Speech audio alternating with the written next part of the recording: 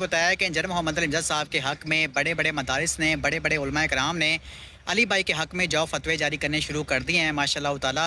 और अली भाई के साथ जो जुल्म किया गया, नाइंसाफ़ी की गई, उनको गुस्सा कहकर नाउज़ बिल्लाह सफ़ुल्लाह, इसको भी जाओ उन्होंने एक्सपोज कर दिया है। ठीक है, तो अभी मेरे पास जाओ फतवा मौसूल हुआ है जामिया उस्मानिया सूतुल कुरान की तरफ से, जाओ मुझे ये फतवा जो मौसूल हुआ है, यानी कि ये बहुत बड़ा मदरसा है, बहुत बड़ा अदारा है जिन्होंने इंजीनियर साहब के हक़ में जाओ इस वाज़े फतवा जारी किया है। अब इन्होंने बाकी उसमें एक मदरसा दिया हुआ है उन्होंने, मदरसा सोतुल कुरान, वो मदरसा हमारे मोहल्ले में है।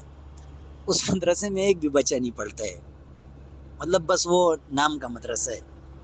उसको चलाने वाला जो बंदे हैं उनको हम जानते हैं, मतलब वो माशाल्लाह कारोबारी बंदे हैं, बस अल्लाह की रज़ा के लिए जो ना उस मदरसे का किराया भी देते हैं और मस्जिद भी है।